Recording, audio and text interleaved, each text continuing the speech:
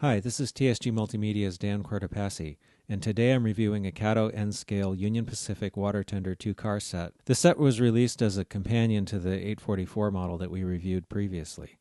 The real tenders that these models are based on usually accompany 844 when it's out on the road, and this one has the flag on it just like the real thing. The other one's just painted in Union Pacific, and they're both named.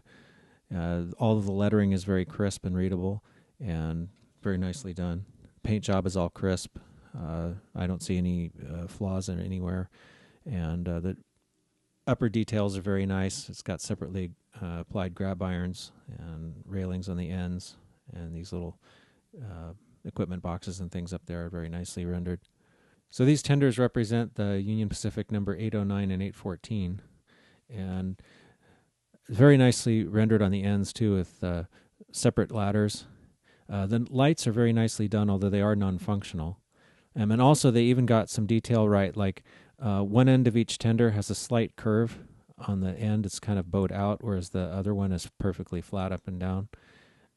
So they seem to be pretty accurate models. These are equipped with Kato knuckle couplers, and I checked them against the Microtrains gauge and they matched perfectly in height. The couplers don't have magnetic trip pins installed, but they are included in the box if you want to use them. One thing I did notice, on both cars, several of the wheel sets were a little bit narrow in gauge compared to the NMRA standards gauge. Another thing that's interesting about these cars, even though there's nothing inside, is that the trucks are equipped for electrical pickup. So if you did want to put a function decoder in there and make the lights work, it wouldn't be too difficult. So overall, I think these are very nicely done models. I'm not really crazy about the Kato knuckle couplers because sometimes I find it hard to mate them with other things. But I'm not going to ding the cars for that because that's really my preference. I will, however, take off a spike for the wheels being out of gauge.